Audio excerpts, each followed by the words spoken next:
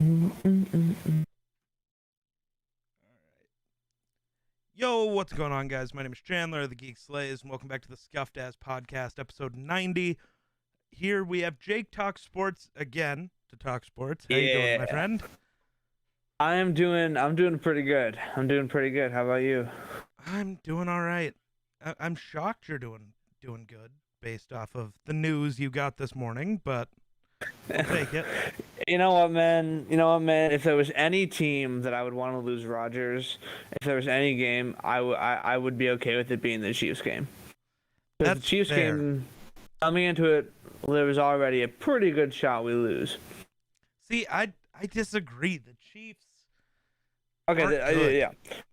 Chiefs. Okay, well, all I'm saying is that I'd rather not have Rodgers for the Mahomes matchup than I would for the Geno Smith matchup. Fair Because enough. Rodgers is set to come back on the 13th to practice, which I don't know if he can play the next day against the Geno Smith-led Seahawks, which is kind of worrying me because I don't know if one day of practice is enough. For Rodgers, it might be, but I think for Rodgers, they'd be fine giving him no practice. yeah, honestly. especially against a pretty weak Seahawks team, if I'm being honest. And especially in a system that, I mean, Rodgers has been in for a while now. It's not like it's his first year and he's still trying to figure it out. Mm. Yeah. So, we'll see. That should be exciting. But you were talking about, Jordan Love is the future and you hope he plays well. Yeah. What are the odds if you win or it's like a close game and the defense chokes it away? You have the lead with less than 2 minutes left. Defense chokes it. You gonna come out and post a video, be like Terrell Owens when he was on the Cowboys crying, "That's my quarterback."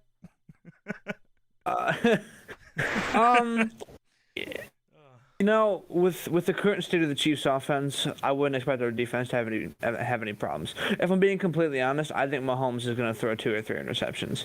Our secondary is playing really well, and I'm 95% sure Zaire is coming back. I don't know. But our secondary is playing really well. Our pass rush has been really good, and the Chiefs' offensive line has been worse than we expected it to be. And the Chiefs' defense is really bad. If there was any defense for Jordan Love to face in his first week, I'd rather it be the Chiefs than somebody tougher. Like, fair. if this was a divisional game against, like, the Bears or the Vikings, or this was, like, Tampa, I'd be terrified. But the Chiefs' defense is terrible this year. They are so bad against the pass, and they're bad against the rush, too, which is good because Aaron Jones and A.J. Dillon are both healthy, and those two are they're at least a top 10 running back duo in the league at this point. So Probably, yeah. I feel like it's going to be, honestly, low scoring. Because the Packers' offense with Jordan Love won't do incredible amount of point scoring, and the Chiefs' offense just looks kind of slow. And Tyreek Hill is a concern on the deep ball because last time we had an elite deep threat against us in D-Hop.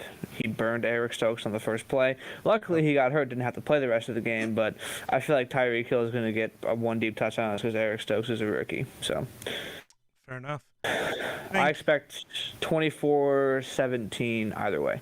I'm not going to say who's going to win, but The thing prediction for for this play. me is I think when it comes to Tyreek Hill, just play the defense that we're in week 8, so 4 of the 4 teams have played.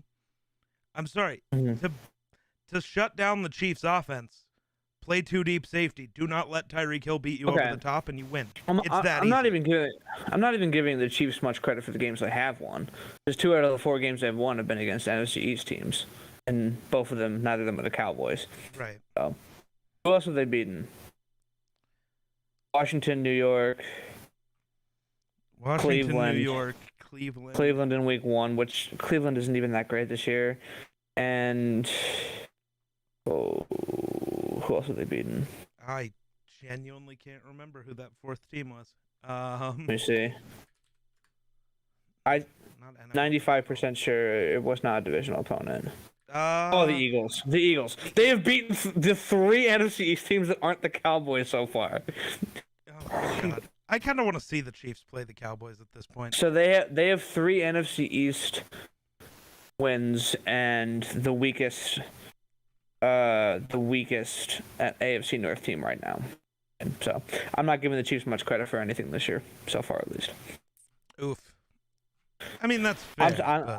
I'm pretty low on them because I expected a lot more out of this Chiefs team. But when you have high expectations, they're more likely than not they're gonna hit you pretty hard there. So I think everybody had higher expectations for the Chiefs, and I'm still unsure why.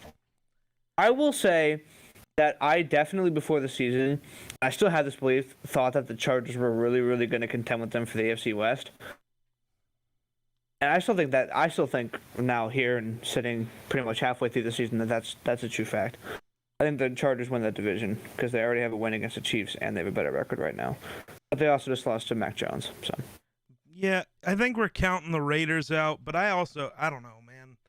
The Raiders, there's so much going on with that team. I don't know how they're still winning games. Raiders just lost their best deep threat, so I'm not really sure what's going to happen with them. I'm not either. Because their best deep threat was just driving 156 miles an hour. So, and I don't know, man. The only comment I have to say on Henry Ruggs is prayers up to the guy whose family died, and also fuck you, Henry Ruggs. Don't care. Absolutely disgusted. I don't think he should ever play for an NFL team again. I don't think he should. I definitely think. I'm just kind of curious. I just really hope that he gets good jail time, even though he's an NFL player, because he deserves it. That's all I'm going to say. Right. Yeah, that's an awful situation, and but not a fan. Football-wise, the Raiders just got a little bit worse. So oh yeah, I'm not. And Denver, they were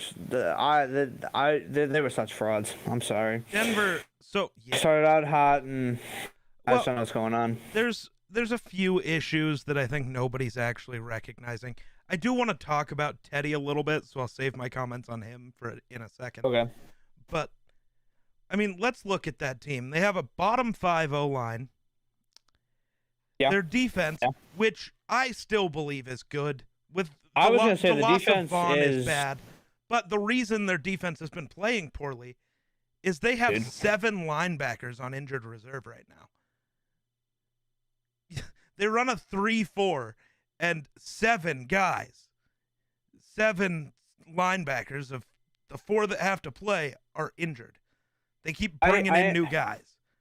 I am hopeful because Jerry Jeudy's back.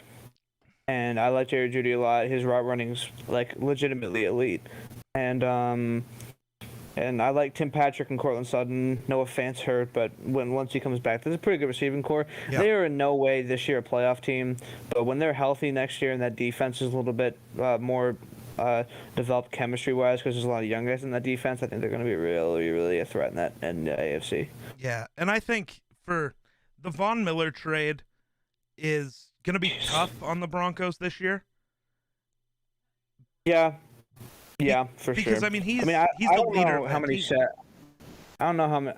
I mean, yeah, chemistry-wise, he does a lot for the locker room. Yeah. But I don't know how many sacks. I don't know how well he was doing. He was on pace for 9 this year, I think. He had 4. He said he has 4.5 sacks. Yeah. And halfway through the year, which isn't terrible. So, right. It wasn't. It's not Vaughn, but. Yeah. I mean, I think people are kind of overrating the amount of impact Miller's going to have on the Rams defense. Ooh, I'm not. I don't. You got to realize he's no longer the primary threat on a defense. When you're playing the Broncos, you game planned Von Miller. You're not game planning for Von Miller on the Rams. You're game planning for Aaron Donald. Vaughn's going to get one-on-one blocks every time. All I have to say about that is prayers up for Russell Wilson, because that NFC West pass rush is ridiculous. It's insane. If J.J. Watt was still healthy, man. Chandler Jones even is still really, really good. And then you got Bosa and the 49ers, and now you got Miller, Donald, and you have Jalen Ramsey to worry about in the passing game. I mean, that's ridiculous. Yeah, but I think so. The other big thing I've noticed with the Broncos, because being from Wyoming, the only game that is on at whatever time the Broncos play, so if they're the early game or the afternoon game, the only game on TV is them. So I see a lot of the Broncos. Right. Vic Fangio is maybe the worst head coach in the NFL. I have my list of hot seat coaches when we get into that, and he is on it. So. Yeah. He's not good. Like, when you're a defensive guy, your defense can't be as weak as his is.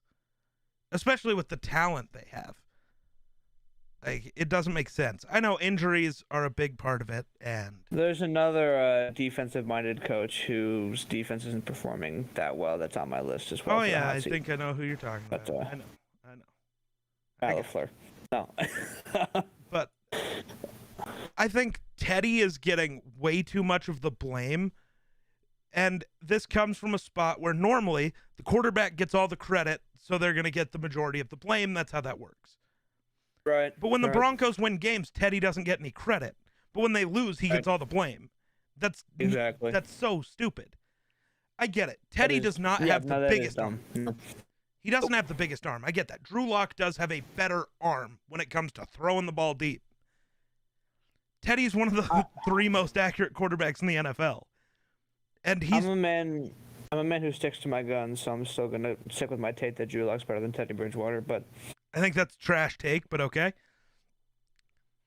Consider it my Tyreek is top 15 take. Well, if you would just sit down and record the video with me. I want to, but I am incredibly busy. I get that. No, I get that 100%. That's gonna be a fun video whenever it does get down to it. And honestly, the more we let this year go, the more tape we're gonna have to look at. So honestly, yeah, we might want to wait a little bit anyway. 100%. But I really hope. See, this week's a little rough because I really hope that he torches the Packers this week, but at the same time, I really hope he doesn't. You hope he torches the Packers to prove me wrong, but you don't want him to because you know if he does, you'll lose. I guess I got to figure out my priorities about whether or not. But no, watching the Broncos games this year, Teddy has shown the ability to at least throw a deep ball. Is it as deep as Drew Lock would get it? No. But it's the same as what Joe Burrow is doing. Joe Burrow doesn't have a cannon of an arm either. Yeah, Joe Burrow has had some kind of concerning underthrows this year. There's one in the Bears game, I want to say it was, that ended up being a touchdown, but his receiver had to make some kind of ridiculous adjustment on it because it was so underthrown. Yeah. And it's all I'm gonna say about Teddy Bridgewater is I bet the Panthers are really missing him right now. Oh, 100%. Because Sam Panthers Darnold would be is way better. Terrible. Yeah. We can officially write off Sam Darnold. See, and I was a Sam Darnold supporter, and I'm ready to write him off. He's bad. I was just coming into his run with the Panthers. I was like, you know what? He's out of the Jets system. He has good weapons. He has CMC. Matt Rule's a pretty good coach. The defense is good, and he's just not a good quarterback. It's as simple as that. It's okay. The Panthers might get another shot at Teddy because I think Denver's gonna let him leave, but I don't know who they get to replace him. Okay. I'm gonna say something. Okay. Because this is like an off-topic thing I want to talk about before we get into like our main stuff. Okay. I'm gonna make this take right now. Currently, right now, Mike White is better than Zach Wilson. Oh, 100%. As of this exact moment, yeah. Dude. What a game! Top seed in the AFC, he goes and throws 400 yards and 3 touchdowns. What a game! Yeah. He's only the second quarterback in NFL history to throw 400 yards in his debut. And that was Cam Newton was the other one in the first game of his rookie season. That's insane. I want to add a qualifier to that, though. Cam Newton didn't throw for 400 yards in a game again for 10 years. Fair, that was the wild stat. It didn't happen until he went to the Patriots. Right. But I think it's just cool that a guy who's never started an NFL game just came in and did that when Zach Wilson couldn't go a game without throwing 3 interceptions. So, do I think that he'll start over Zach Wilson? No, but I do think he's. That's a Saleh left it open. He left it open to Mike White. He said some very cryptic quote. Oh yeah. When he was asked about it, that was definitely trying to kind of slander Wilson a little bit, but try not to openly say it. Right. So I posted it on Twitter. on Sunday during the game. I was like, Mike White is what the Jets thought Zach Wilson was. And somebody replied to that tweet with something I didn't expect. And it was that it's RG3 and Kirk Cousins all over again. A 4th or 5th round pick replacing the 2nd overall pick and being better. Now, to be fair, Zach Wilson is maybe going to get replaced because he's ass.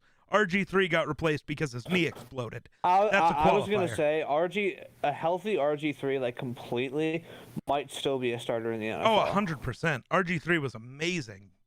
He'd probably still be a starter, not for Washington, but he'd be somewhere starting right now. Washington never really wanted him at the time, anyways.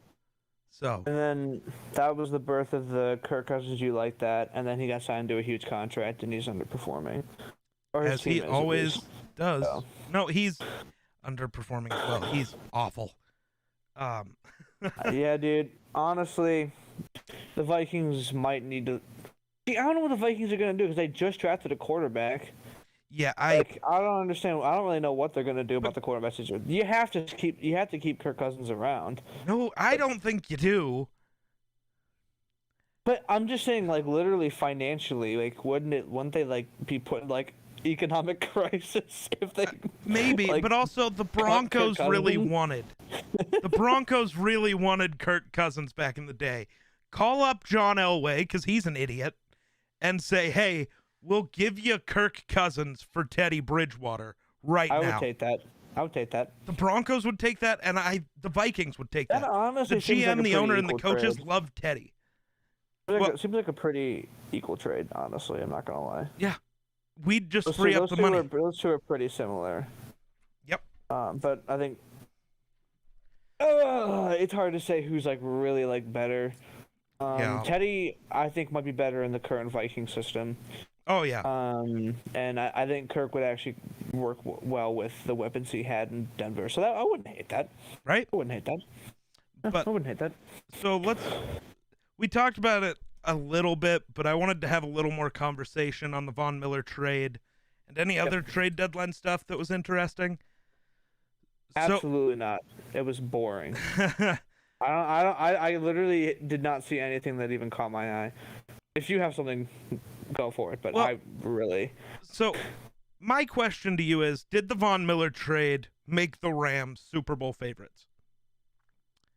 I think the Rams were already Super Bowl favorites before the Von Miller trade. So yes. I think 100%. It makes an already probably top 2, top 3 defense even better.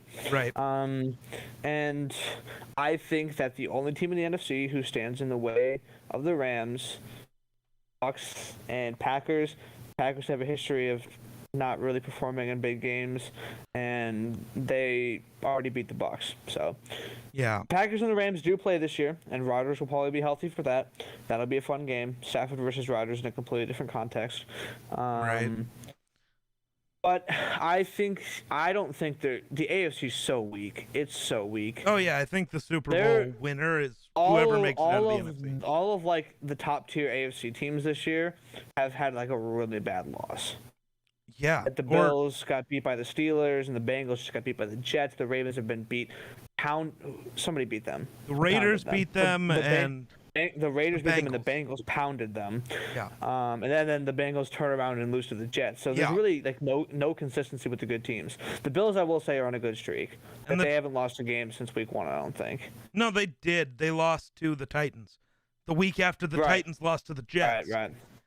Right, and then the Titans went on to beat the Chiefs and everybody, so there's really just no consistency in the AFC, whereas the Packers are on a 7-game win streak. That's going to be ended this week, probably. The Rams, I think, have won 4 or 5 in a row. I don't even know. Cardinals beat them in, like, week 3. The Bucs have won a few in a row. The NFC is going to be the Super Bowl winner for sure. It just depends on who it is, and I think right now it's the Rams. I do, too. I love the Rams offense. I'm still honestly, tired. Dude, oh, go ahead. Even if the Packers lose to the Rams in the NFC Championship, I'll be cheering for the Rams. I want to see Matt Stafford get a ring so badly. Right? I'm a little offended at all the talking heads in sports. You know, Skip Bayless, Stephen A. Smith. Yep. Oh, well, if Matthew Stafford was that good, he would have willed Detroit to be better. No, You don't get we change the context for quarterbacks so often. Brady's last year in New England, it was like, how's he supposed to win without any help? But for Stafford, because we want to hate him for whatever reason, it's like, if you don't have help, you just win. Yeah, Brady's last year in New England ended in a pick six that lost in the playoff game. Yep. And one thing I saw, I forget who said this. It's somebody I don't like. They said that if Aaron Rodgers had been in the same situation as Matt Stafford those years in Detroit, they would have had at least 2 Super Bowls. And even I, as a Packers fan, I'm like, Rodgers is incredible. He's going to go down as one of the greatest to ever do it. But you can't just throw him on a terrible team and expect him to do well. Now, there is one year where Rodgers might have done better. There was one year where he had Megatron. Yeah. Would have had Megatron and a decent defense where they made the playoffs with Stafford. Yeah. I think that was the Hail Mary year, I think. I think that was 2014. Maybe Rodgers could will them to a Super Bowl in 2014. But maybe. When I read that, I was just like, Rodgers is great. Rodgers is incredible, and I love him. But I'm not sure any quarterback, even Tom Brady, could have led that team to a. No. I'm not sure. The year with Megatron, it's possible, but. Yeah. That was one of the funniest quotes. I don't know if you saw this, but Julian Edelman was on like this NFL show, and he said that he was like, you know what? I'm not even impressed by Tom Brady. If he goes to the Jets and wins, he was like, Tom Brady, go to the Jets and win a Super Bowl, then I'll be impressed. Right. And I was like, if Julian Edelman's coming out and say that, you know, like, if Brady, I'm not impressed by the Brady winning a Super Bowl last year. That is not him. No, you want to know what would impress me? The best receiving core. Yeah. Brady come to Minnesota and will the team with the worst luck in NFL history to a Super Bowl win. I qualify the Vikings having the worst luck over the Lions. With the best luck in NFL history and the team with the worst luck in NFL history. Right. The reason I say the Vikings have worse luck than the Lions is because the Lions are always expected to suck, so they never failed their expectations. The Vikings are always expected to be good and Super Bowl contenders, and they always fuck it up. Every time. Find a way. Yep. So, find a way. If he can win a Super Bowl in Minnesota, all right, it's undisputed. He's the GOAT and forever will be. I don't think it's disputed currently. No, it's not, but no one could ever... I'm sorry, whoever wins a Super Bowl in Minnesota becomes the greatest quarterback of all time.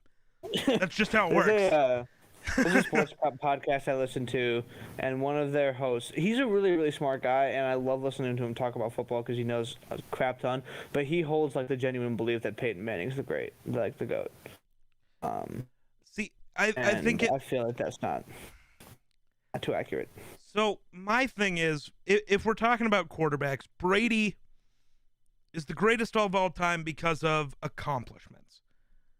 But if you look at quarterback talent and just the way they played, you cannot honestly tell me Brady's the most talented quarterback to ever play. Or that he's the best. With my belief that Rodgers is the most talented quarterback to ever play the game currently. I agree. Manning, to me, is the best. He wasn't able to win the way Brady did. To be fair, no one ever has and no one ever will. That's not going to happen. Rodgers' accomplishments don't really speak for his just pure raw talent. You know? No, I mean, to be fair, he had Mike McCarthy as his head coach. That might have held him back. At the same time, you see the stats. How many years has Rodgers had a top 5 defense compared to Brady? Right. Come on. Right. But I don't know. Mike McCarthy, I don't know. He's also on my list of worst coaches in the NFL. I know the Cowboys are doing great, but I'm not crediting that to Mike McCarthy. That's Dan Quinn and Kellen Moore. It really is. I mean, if it were me, I would have just made Kellen Moore the head coach when Garrett was out. But they're gonna have to this year. They have to fire Mike McCarthy. No. I think Kellen Moore is going to end up getting a head coaching job at one of the vacancies after the season. That's my point. I do. Dallas needs to just fire McCarthy and make Kellen Moore their coach. I think if they keep Mike McCarthy around for the whole year, then they're going to lose Kellen Moore to one of the vacancies in Jacksonville, hopefully. Dude, they're going to lose their team if they do that. Exactly, because then they need a new offensive coordinator. I'm sorry. Dak is going to walk into Jerry's office and say, I want Kellen Moore. I don't care who you have to get rid of. I want Kellen Moore. And if he does do that, it's going to be a real test for the organization on how they respond to that. Yeah, because if they let Kellen Moore leave, millions and millions of dollars, yeah, it could get very interesting. Oh, yeah. No. So real quick, just saw a tweet from Ian Rappaport. Saquon Barkley and Xavier McKinney have officially been placed on the COVID-19 list, apparently. Saquon? Saquon is now on the COVID list. I gotta change some fantasy things. Give me a second. Yeah, you're welcome. AJ Green too. Jesus, what is happening? AJ Green's on a good 75% of my fantasy teams. AJ Green needs to be fired out of a cannon into the mouth of a shark. Dude. What is happening? Dude, the whole NFL has COVID. Jesus Christ. That's something I wanted to ask you about too before we get into our main stuff. Yeah. How do you feel about Adrian Peterson to the Titans? Oh my God, I'm so happy. And honestly, go ahead. I was just gonna say I don't think he's gonna get many carries because I think they're gonna pass a lot, but I'm happy for him. See, I don't know. I don't know exactly what'll happen. We'll see how this week goes because I think he is actually going to dress Sunday, but I have a strange feeling the Titans might crash and burn without Derrick Henry for a couple weeks. They'll pick it up, but I feel like the first 1 or 2 weeks without Henry, they might just crash and burn. I think the best odds are that these first 2 weeks are when they do the best because it's when Adrian Peterson can put on the best Derrick Henry impression. Because, I mean, out of any guy they could have picked up, Adrian Peterson is the most like Derrick Henry. To be fair, he's 10 years older. But I was going to say Marshawn Lynch, but... You're not picking up Marshawn Lynch right now, and the last time he played, he proved he was washed. Adrian Peterson still averaged 4 yards a carry last year. Did he play for the Lions last year, or was that Washington? He played for somebody last year. Yeah, I feel like I don't remember him actually playing last year because of COVID, but maybe nobody watched the Lions, to be fair. But no, last year he had 604 yards, 7 touchdowns, 4 yards a carry. Mm-hmm. He had that's really about it. 12 catches for 101 yards. Yeah. But he really does fit the Derrick Henry mold, basically. Like he can do the thing. Pretty well. So, and I was watching tape on it, and I saw Theo Ash talk about Adrian Peterson on TikTok. That's the guy I was talking about. Yeah. Like the Peyton Manning GOAT narrative. Oh, okay. So you were talking about Stay Hot? Gotcha. Mm-hmm. Yeah. Is that right? That's their podcast name. I freaking love that podcast. They're great. I love Bladen and Theo and Matt. I definitely think that. I don't know. I think Theo. I probably trust more than the other two. Maybe. When it comes to football, when I go through Twitter and everything, when I'm looking at sports Twitter and stuff, I look to him a lot for analysis of stuff and everything. Right. I do love the tweet Theo put out though. The Adrian Peterson since 2018 has more 20+ yard runs than Christian McCaffrey. I just find that so hilarious. That's why the Panthers need to desperately do everything they can to avoid having to pay McCaffrey big money. They already are. Yeah, but they could lock him up for a few more years and pay him a lot more money. And what is the Christian McCaffrey contract looking like? I'm intrigued. I feel like they haven't given him a big one yet. They might have. I missed that. But I feel like they haven't given him a huge contract yet. 4 years, $64 million. So they have already paid him. Or they already signed him. They don't start paying him big money until next year. Oh. Next year he's 8.4 million, and then 12, 12, and 12. Yikes. And then in 2026, in his age 30 season, he becomes a free agent.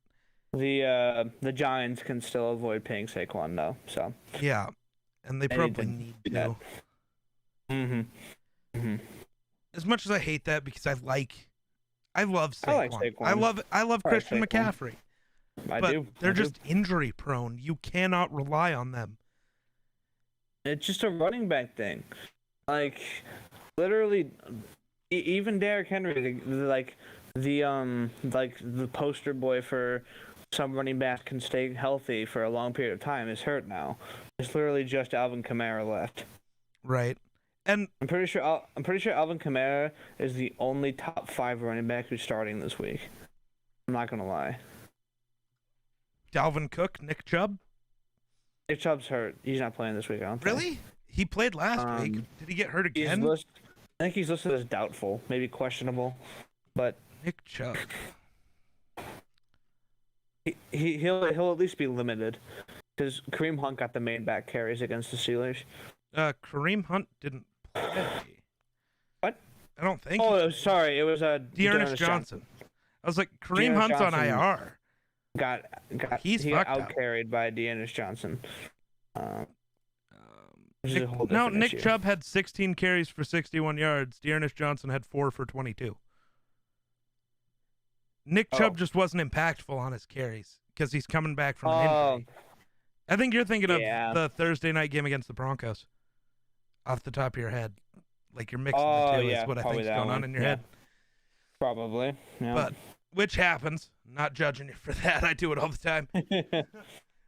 But no. So the other trade deadline thing, do you think the Browns should have moved off Odell?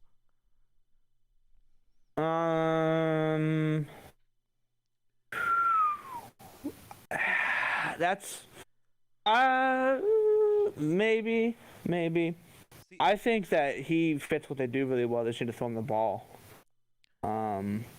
See, that's my prediction before the trade deadline was that he would get dealt to an NFC contender. Cardinals, Packers, maybe Bucks, maybe the Cowboys even. The Buccaneers, Odell, Antonio Brown, Chris Godwin, Mike Evans. They're just building a team of crazy people. Jesus. Bucks, that seems like a Brady thing to finesse. Yeah. I was thinking that he would go to an NFC contender at first, and I mean, obviously, I don't know if you saw the news today that he got dismissed from practice, and Kevin Stefanski came out and said that he's practically off the team. What? Yeah, he got dismissed from practice today, and then there's a quote from Stefanski floating around where he said that Odell is practically off the team at this point. And Odell said that he went to practice completely ready to practice as normal and didn't have any action that went towards being dismissed. And there's been no even Stefanski didn't mention any specific reason why they dismissed him. They just kicked him out. What the shit? Kevin Stefanski told players Odell Beckham Jr. is essentially not on the team right now. Why the fuck wouldn't you trade him yesterday then? I have a feeling that they couldn't get a deal worked out. And that's why they didn't do it, because they don't want to deal him to anybody in the AFC. I have a feeling. So my question is, the Bears also have Allen Robinson, who they also don't use, right? Mm-hmm. If I'm the Bears, Allen Robinson wants out, and I'm the Browns, Odell wants out.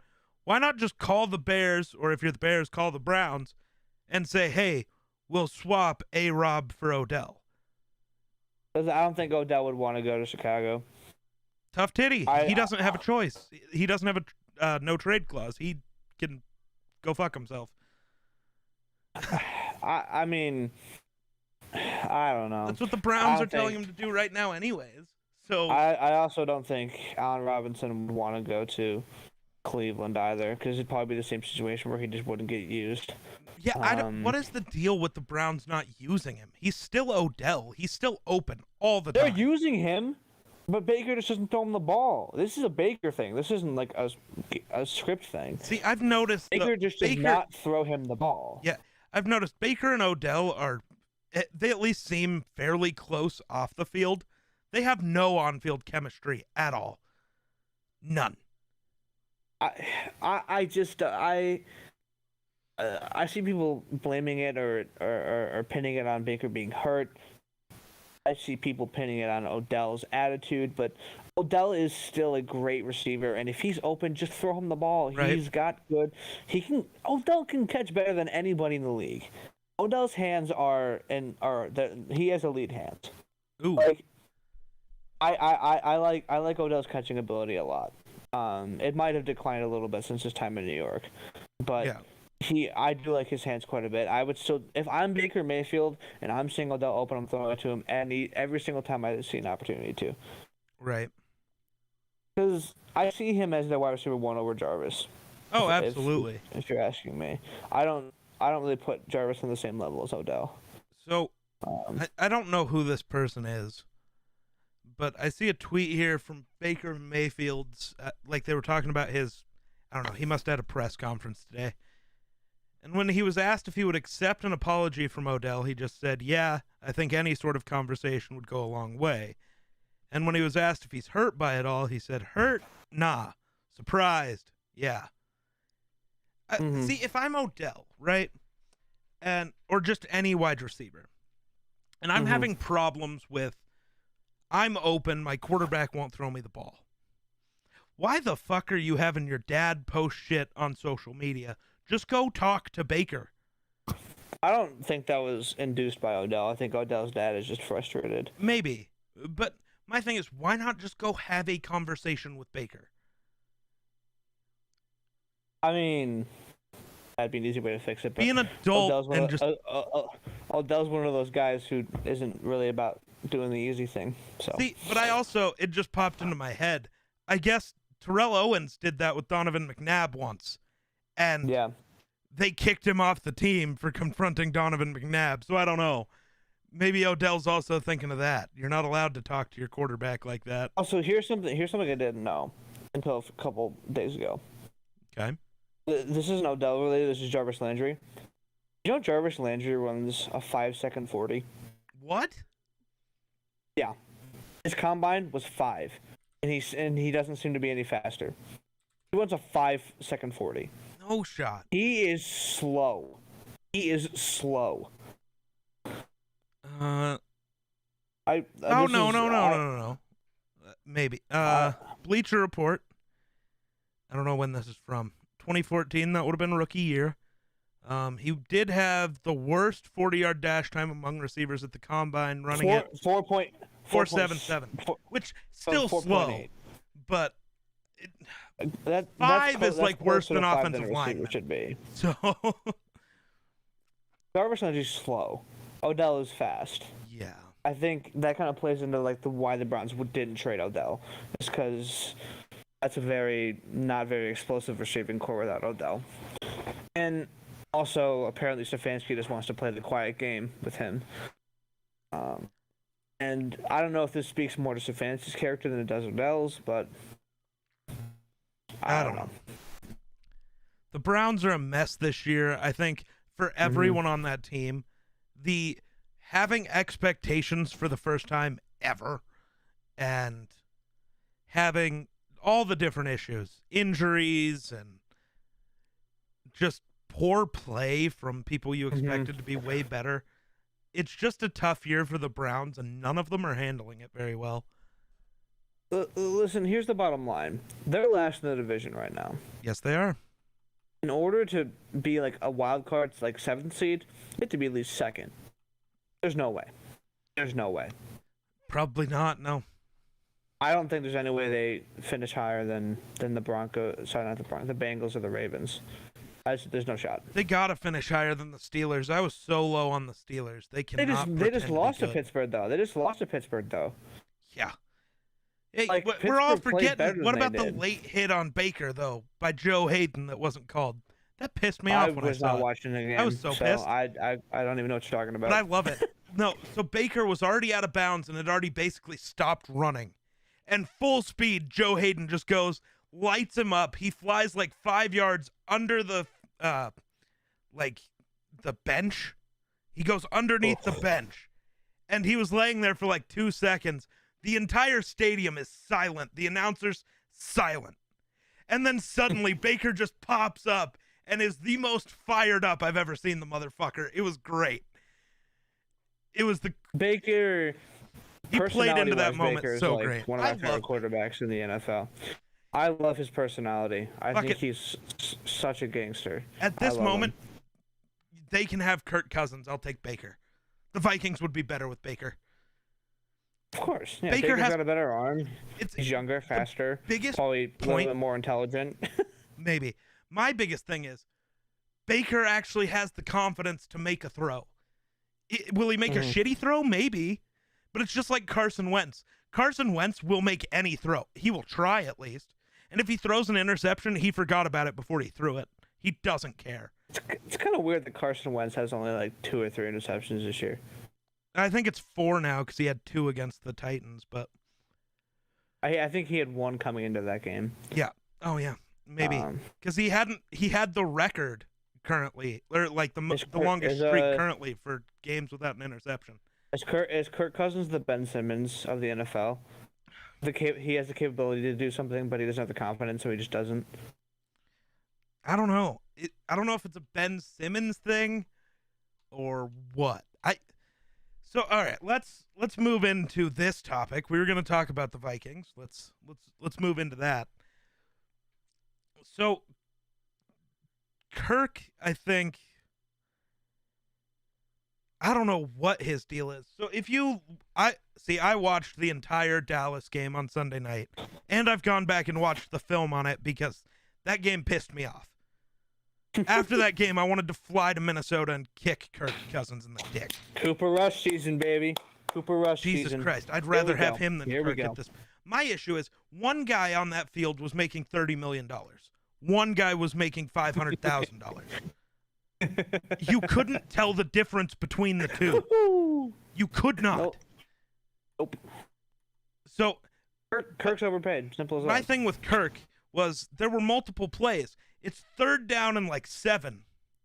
Kirk throws it 4 yards behind the line of scrimmage to C.J. Ham when Adam Thielen is 15 yards away, wide open. Like a Kirk Cousins thing. Like, that's what Kirk Cousins was doing all night, taking shitty checkdowns and overthrowing them. Tyler Conklin is 6'7", and Kirk Cousins overthrew him on a 4-yard screen pass. It was 10 yards over his head. You know who made me mad Sunday night for fantasy purposes? Dalvin? Mr. Justin Jefferson. Can't blame Jay Jettis. He was open almost every play. Trayvon Diggs could not cover Thielen or Jefferson. They were constantly open. Yeah, but yet Trayvon Diggs. The second that game ended, all I see on Instagram is Trayvon Diggs locks up Justin Jefferson. I'm like, because nobody watches games. Jefferson. Like, that's my issue with Twitter. Wasn't targeted. He had 3 targets. Right, and I think he had 3 catches. Yeah. He had 3 targets, 3 catches, 21 yards. I mean, it's so ridiculous. You have two of the best wide receivers in football. Two borderline top 15, top 10 receivers, and you don't throw to them. I was gonna say borderline top 10, definitely top 15 guys. I don't know if there's 14 guys I'd take over Adam Thielen. Definitely not 14 I'd take over Justin Jefferson. I definitely wouldn't take 10 over Justin Jefferson. Right. I think Justin Jefferson's it. But Justin dude, it just frustrates me so much that they won't throw to him. Gosh. And like you said, Dalvin didn't have that great of a game. Nope. Which, that's fine. You know, if their defense is going to play, okay, we're going to stop Dalvin Cook, beat us with the passing game. We have the weapons. Why can't we beat you with the passing game? And also, like, Trayvon Diggs can only cover one guy. The Cowboys secondary outside of him isn't great. So if Trayvon Diggs is shadowing Adam Thielen on one play, who are you going to throw to? Justin Jefferson. Right. And Trayvon Diggs is good, and we'll talk about him more when we do like the midseason award thing. Yeah. But Trayvon Diggs is great, but he's only one guy in the Cowboys secondary. Who's on the secondary? I can't even name one of their other corners. The other corner is Anthony Brown. The only reason I know that is because I got pissed off because PFF has him ranked as the best corner in football somehow. Well, PFF is... Yeah, PFF is stupid. If you use PFF as your Like, oh well, Pro Football Focus has him ranked. Nope, you're done. Get out of my face. Yeah. PFF also has Cam Hayward as the best defender in the NFL this year. So There you go. which Cam Hayward's really good this year, but Aaron Donald, JJ, yep. Max Crosby this year, man. Max Crosby is so good. Max is playing insane. I love it. He's so good. If he played for a better defense, he'd get more recognition. Oh, 100%. Because like guys like Myles Garrett and Aaron Donald play for good defenses, so they get more recognition for what they do. But outside of Max Crosby and maybe Carl Nassib, that defense is borderline bottom 5. Yeah. I like Trayvon Merrick and Trayvon Merrick's good. Who's that? Trayvon Mullen, the corner they drafted last year. He's very good. But I thought they went defense in this year's draft. Yeah, they went defense a lot because they also have Damon Arnett, who's another young guy. Jonathan Abram can be good. He's not. I'm pretty sure Cleveland Farrell's not even like starting for them anymore. Right? Yeah, I don't know what's going on with Cleveland Farrell. Cleveland, whatever. Whatever his name is. Names are tough. I don't know. They are hard. So the Vikings though. So I've seen everybody talking about we need to fire Zimmer and Spielman. I'm not going to say I disagree, but I think the way people are blaming Zimmer is stupid. Like, Zimmer's offense sucks. Zimmer's not the offensive coach. That's Clint Kubiak's offense. And before that, it was, Gary Kubiak. And before that, John DeFilippo. And then Pat Shurmur and whatever. Zimmer's not the offensive coach. You don't hear people currently saying, oh, Andy Reid needs fired because his defense is so bad. No, everyone realizes he doesn't coach the defense. He's the offensive coach. Everybody realizes that. So why is it for guys like Zimmer or Brian Flores or the defensive coaches when their offense is bad? It's like, oh my God, this coach can't coach because his offense is bad. When that's not what they do.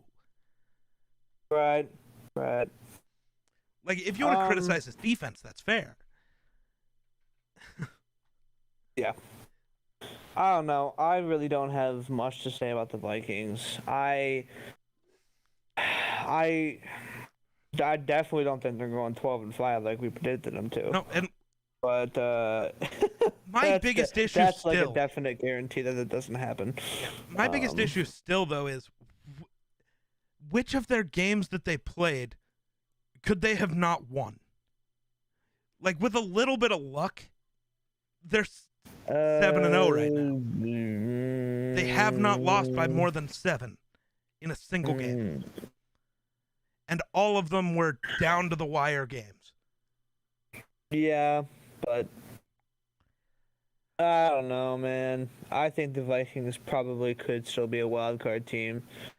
Based off the way the NFC is, I'm going to go with they probably will be. Because who's a better team, the Eagles or the Vikings? It is 100% the Vikings. It is 100% crucial that the Vikings sweep the Lions and the Bears at least. Oh, 100%, yeah.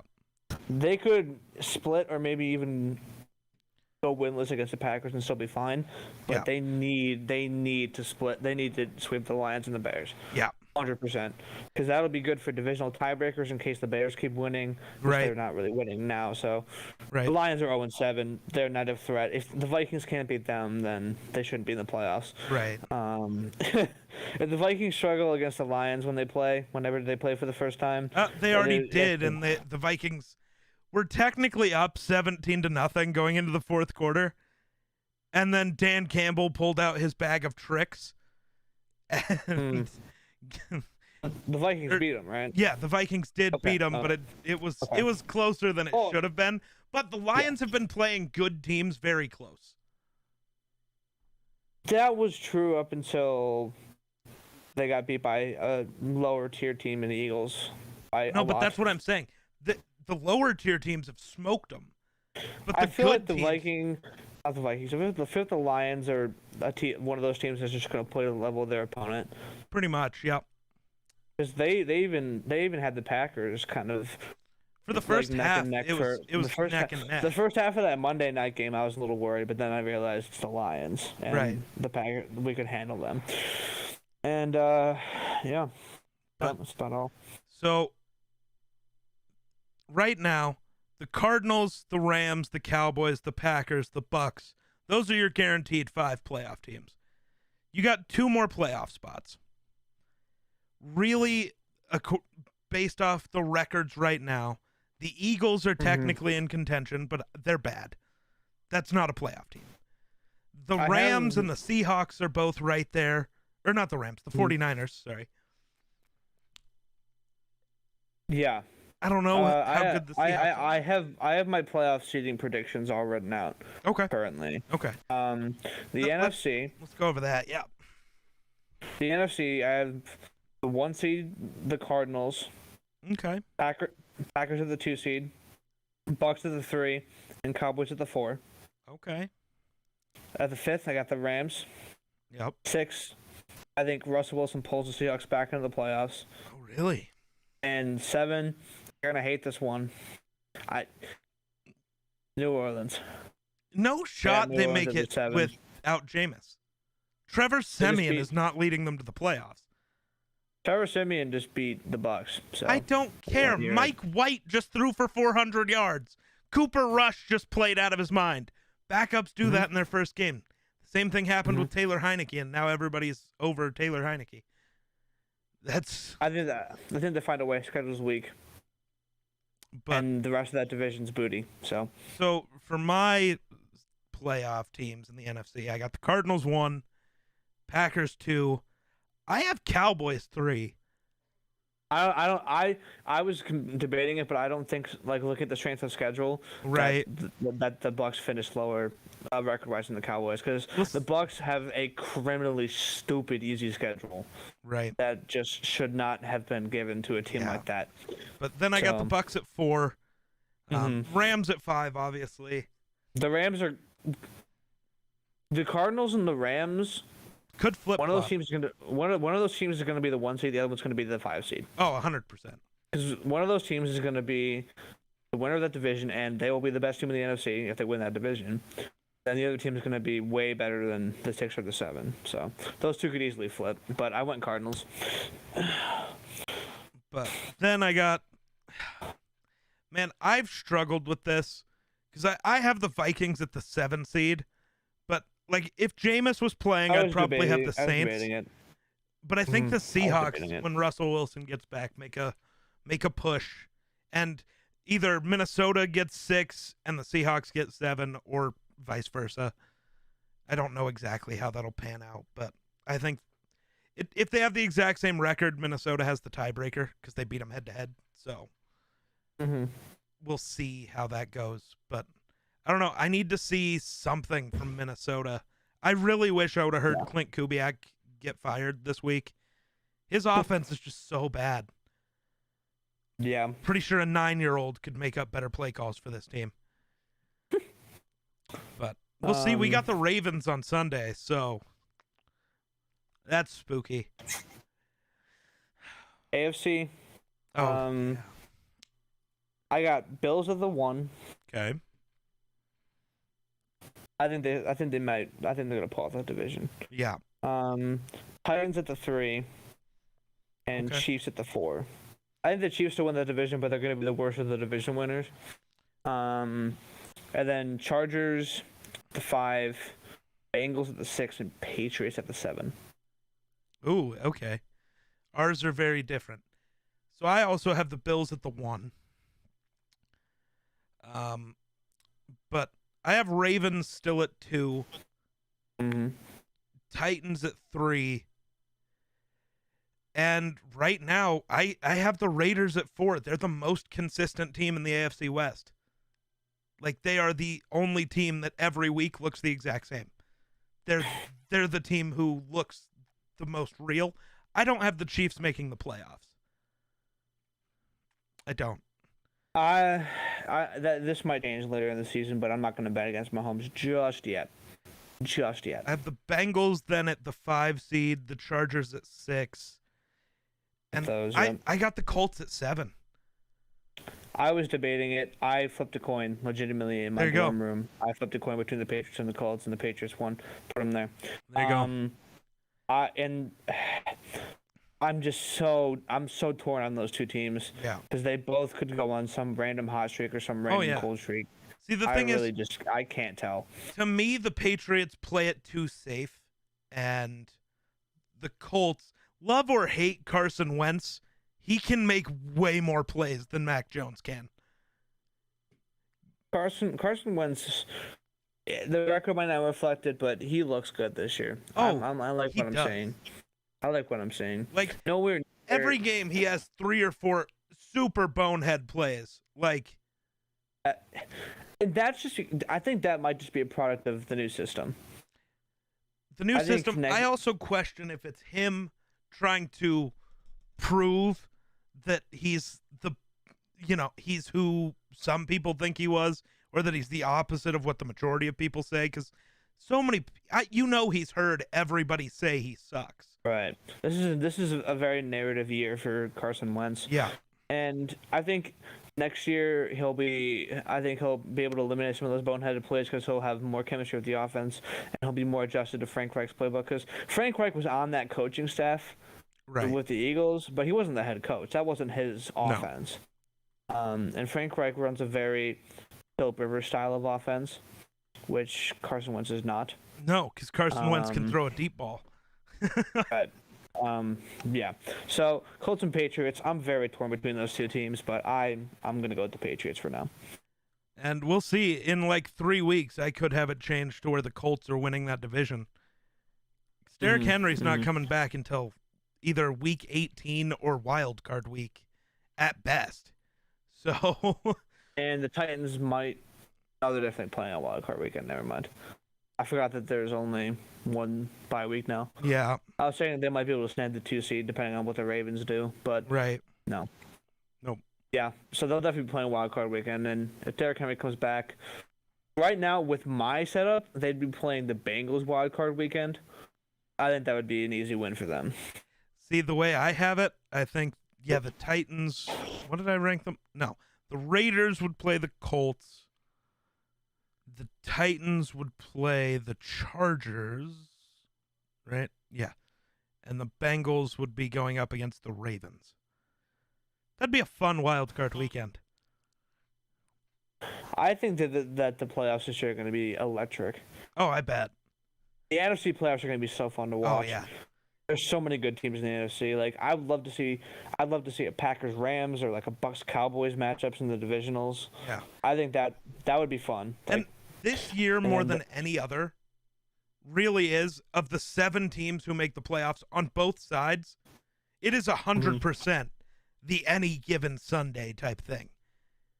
Yeah, 100%. As bad as the Vikings have looked, they can beat anybody. The NFL has been so inconsistent this year. Yeah. I don't even know who to like my picks just went completely to crap last week. Oh my god, mine were so bad. It's just such an unpredictable game this year. Yeah. I think that was last week was only the second time in my life I had a below 500 record on picks. I was gonna say that last week was the first time this season where I've had below 500. I went 6-8 last week. I don't know what I did. I'm trying to find it. What did I do?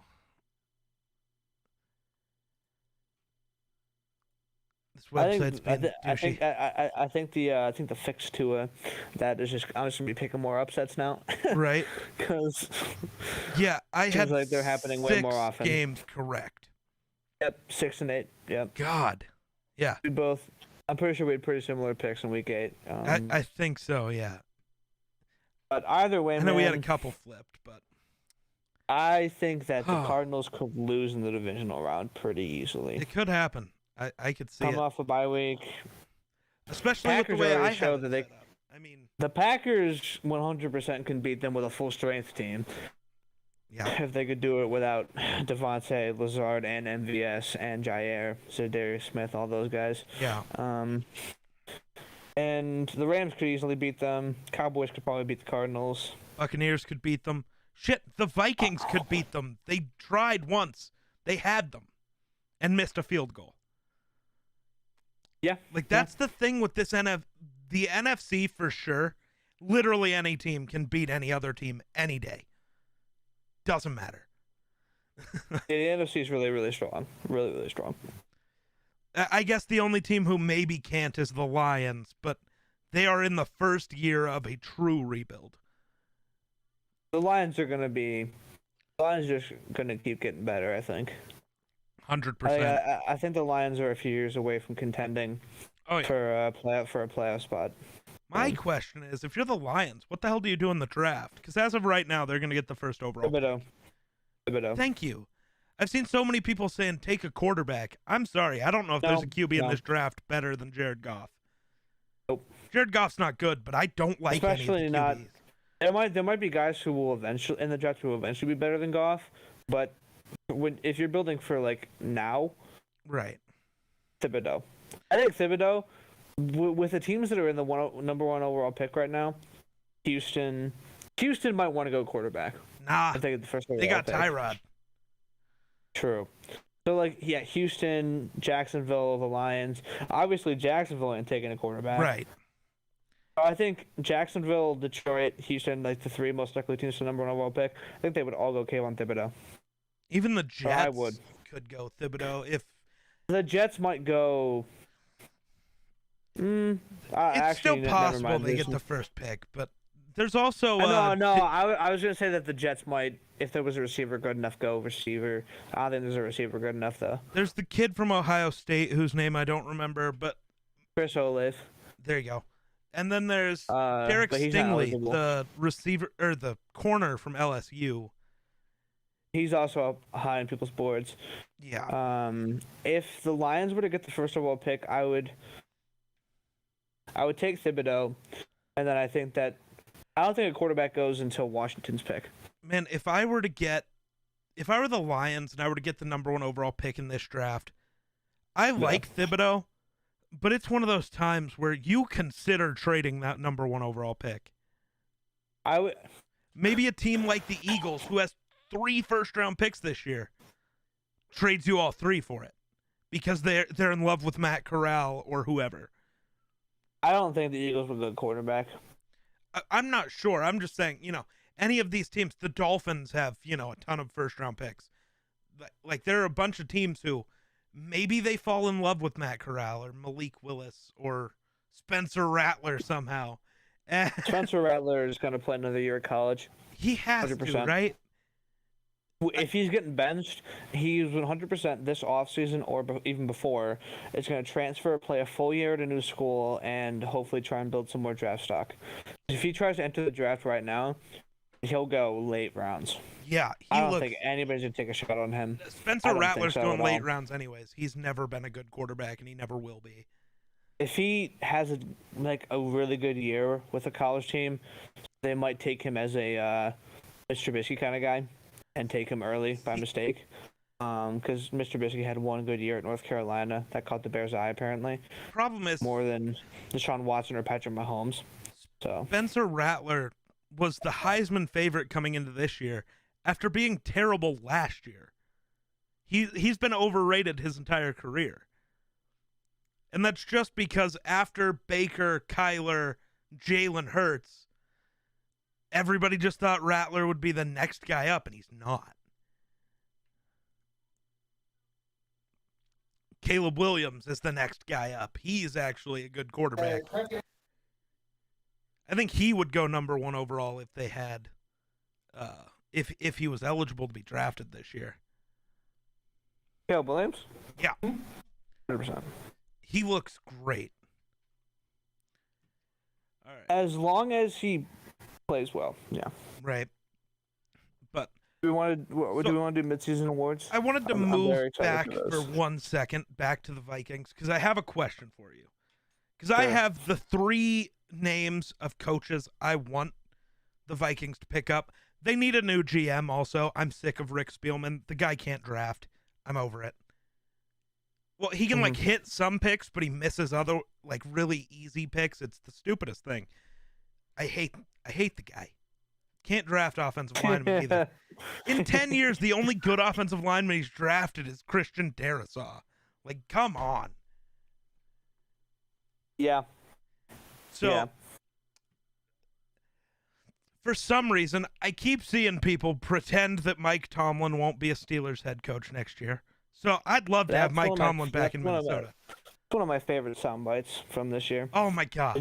Did you see them? Did you see Mike Tomlin's interview where he got asked about the USC job? Never say never, but never. There's not a booster with a big enough paycheck. No. Oh my God! No. So, Mike Tomlin's not a money guy. And I also just don't think he's going anywhere. The Steelers aren't like that. This ownership group has proven they hire a coach and he's there until he's done coaching football. That's what the Steelers do. Especially if the Steelers are going to manage and he'll have a winning record in every single one of his seasons. Yeah. I mean, there's no reason to move off of Mike Tomlin. Right. There's every reason to move off of Big Ben and let Mike Tomlin develop a young quarterback before he's out. Or, try to sign Aaron Rodgers or, Even Rodgers is getting up there. I think they need to go young. Maybe, just develop a guy. They also are at the point where their roster is too old. So if they try to develop a young guy, they have to go complete rebuild. Where if you bring in Aaron Rodgers and their running backs aren't. Sure, but their defense, which is their strength, is old. Outside of Minka, yeah. Right. Minka and TJ. TJ is not old, but TJ, yeah. And, but I mean, everybody else is old. So I think you make a move for Aaron Rodgers to, we got a 2-year window, let's hit it, and then we can rebuild. Or retool, whatever stupid word the GM there wants to use. But Mike Tomlin would be great. He was a defensive coordinator in Minnesota. I'd love to see him back just because he's my favorite coach in the NFL, but whatever. But I think the other two guys I would love to see are Brian Daboll, the offensive coordinator for the Bills, or I just lost the other guy I was thinking of. Oh, Eric Bieniemy of the Chiefs. Yeah, 100%. Daboll's not going anywhere, I don't think. You really think he's going to stay as an OC instead of becoming a head coach? I see him as a Josh McDaniels kind of guy. Josh McDaniels left and tried to be a head coach. He just sucked.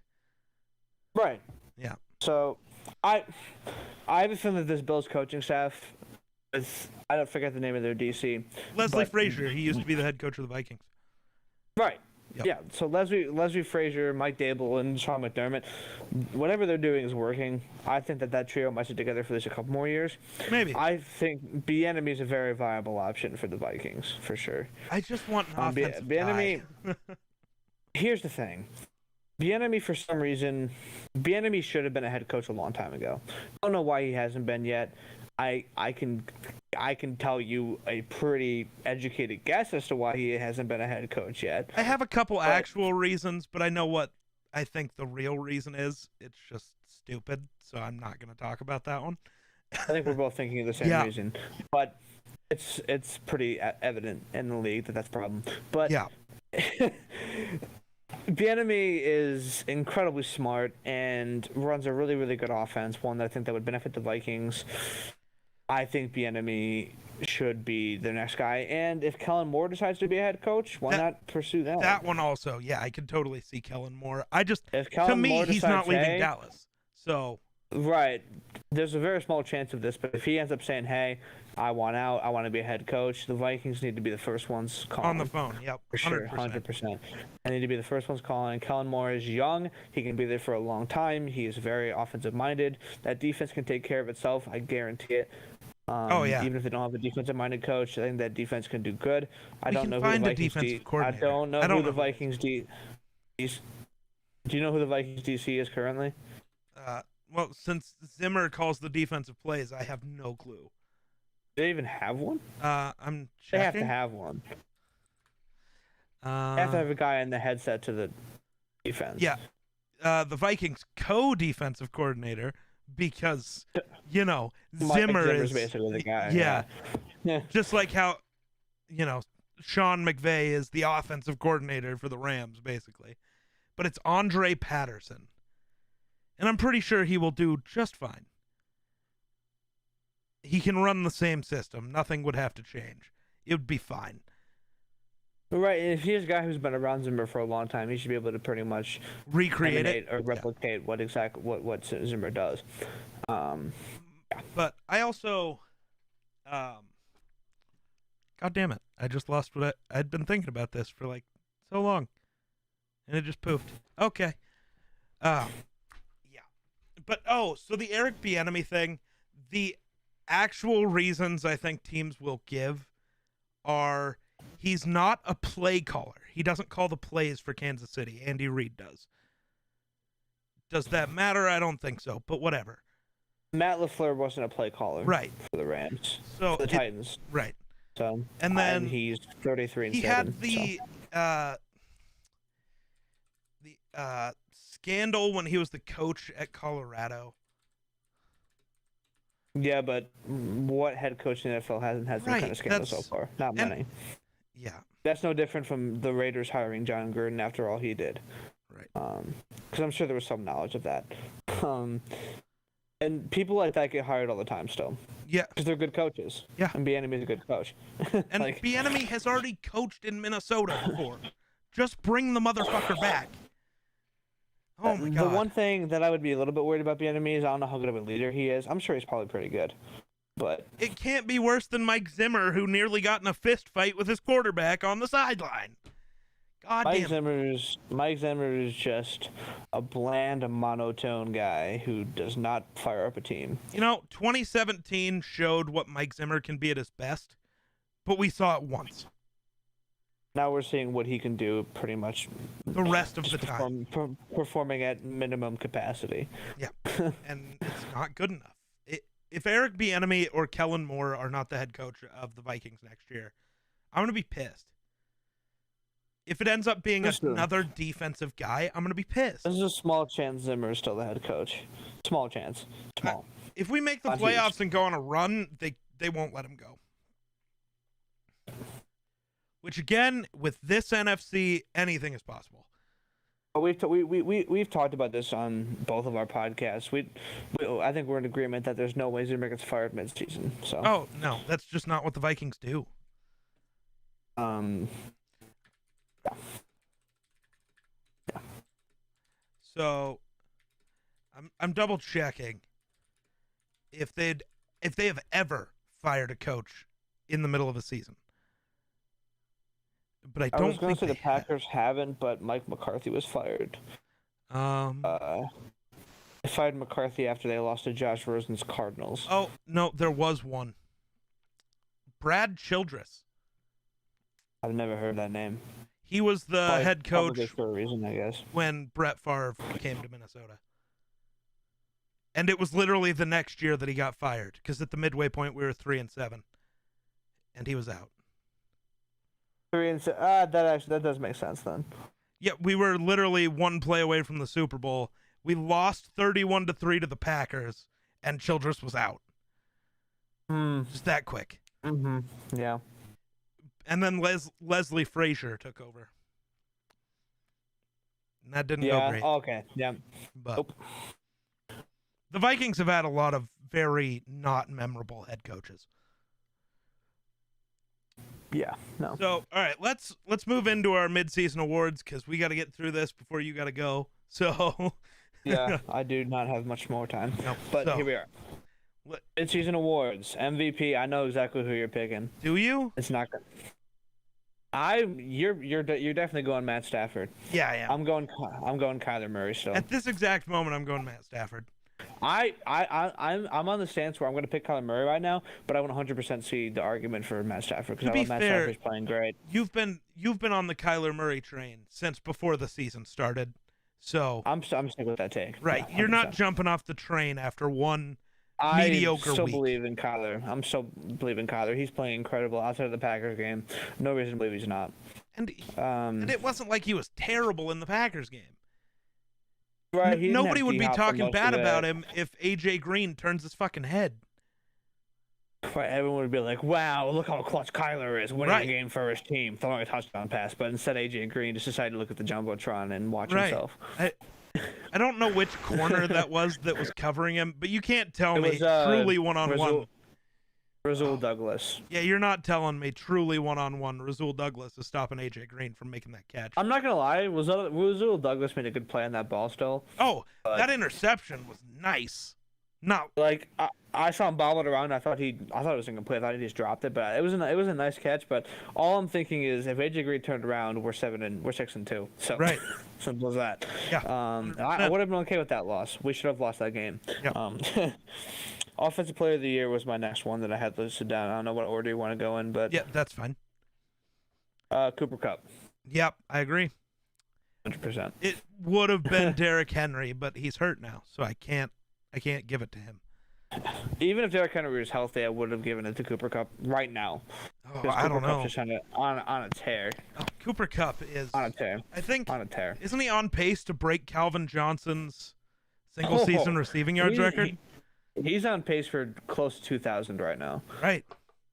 Which is insane. I don't know what the record is from Calvin Johnson, but definitely not anywhere near 2,000. No, it is near 2,000. It's 1,987, I think. Oh, I think he's on pace for 1,995, I think is what I saw the number. So, like, 8 yards better. Let me look. I'm double-checking the receiving yards record. That was some kind of 1,946. Yeah, I think Kupp's on pace for like 1,987 to like 90, something like that. The range, right. I think, honestly. He's the only guy that Matt Stafford throws to. I do think if at the end of the season he breaks the record again, I think the narrative of the two guys with the greatest receiving seasons ever were quarterbacked by Matthew Stafford, I think that'll be hilarious. That would be funny, 100%. But no, Cooper Kupp as well? It's Cooper Kupp. He's playing out of his mind. We're gonna disagree on Defensive Player of the Year. Ooh, are we? What do you got? Oh, see, I've been struggling with this one because I got 3 guys who I think could or deserve to have it. Mm-hmm. It's Max Crosby, it's TJ Watt, and it's Trayvon Diggs. Yeah. And my thing, the biggest struggle for me has been when we talk about Trayvon Diggs, you know, everybody brings up the actual bullshit stat because they saw a graphic, but it's bullshit, of he's going to allow the most receiving yards ever. No, he's not. He's like everybody's 7th really in the NFL. Everybody's really, really, really trying to knock Trayvon Diggs down a peg and not give him credit. Oh, yeah. But that argument is bullshit. The stats, you can check them anywhere. Like, I use Pro Football Reference for every stat thing I look up. Same. Pro Football Reference has him ranked, I believe, 7th in yards given up. Not great somewhere still. around there. But that's not on pace to be the worst ever. So, Trayvon Diggs, he's the guy I wrote down. Yep. I can see that. I'm leaning towards Trayvon, and then I have Crosby 2nd, TJ 3rd. Yeah, that's pretty simple. And it's because, I mean, when we talk about interceptions, we discredit quarterbacks so much because, well, this guy, Zach Wilson's thrown a ton of interceptions, you know. But when we talk about corners, we don't want to bring up the guy who's on pace to break the record that stood since like 1964. Come on. Yeah. Trayvon is playing out of his mind. And sure, he's not Jalen Ramsey where he's a true shutdown guy. That's not what he does. He's Marcus Peters, but better at being Marcus Peters. Marcus Peters is overrated. Oh, 100%. But I just mean that's a different conversation. He's just a playmaker. Whether it's for your team or the other team, he's a playmaker. Right. I think we're both gonna have the same answer for Offensive Rookie of the Year. Let's just say it on 3. Okay. 1, 2, 3. Zach Wilson. Get the fuck out of here. It's Jamar Chase. Yeah, 100%. It's Jamar Chase. See, I made the same argument last year for fucking Justin Jefferson, though, too. And it is a quarterback's award, I will admit. I'm sorry. If Mac Jones wins that award, we need to take away. It, like the MVP, is a quarterback award, meaning that if they were to go the best rookie quarterback, it would be Mac Jones. Statistically, he's the best. Maybe not actually he's the best, but statistically he's the best. I still think watching them, I think Trevor Lawrence looks better, but statistically and record-wise, Mac Jones. If you ask a casual fan who's playing better, they'd say Mac Jones. So yeah, I just watching Trevor Lawrence, he shows more of the I'm very good. I'm just hindered by this is still the Jaguars, and Urban Meyer is too busy thinking about groping some random chick at a bar. Yep. And then defensive rookie of the year, we're 100% disagreeing on this one. 100%. Because you're going to say Michael Parsons. See, a couple weeks ago, it would have been JOK. I don't even have JOK listed.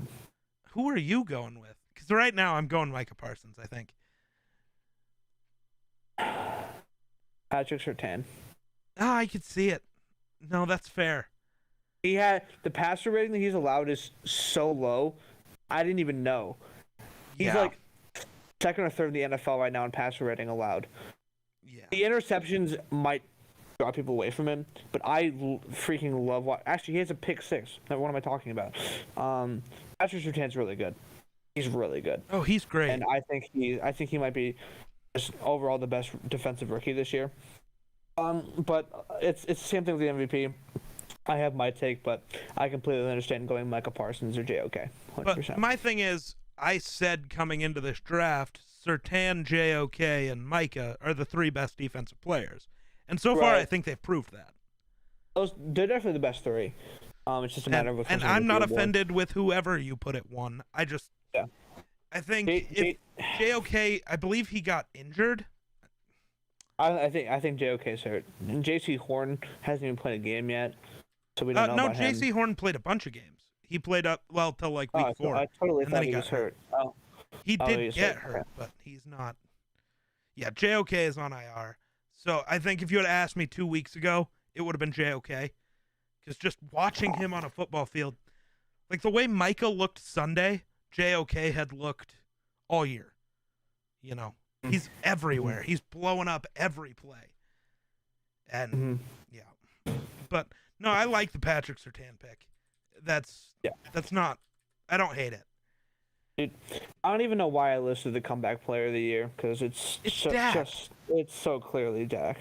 It's Dak. Joe Burrow's making a stronger case than I thought he would. Yeah, Joe Burrow is definitely there, but he'll definitely be one of the nominees, I think. Oh yeah, and one of the people that they bring up.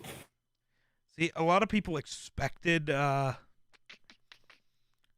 Saquon, but I don't see it. I was never really on the Saquon comeback player of the year train. Not gonna lie.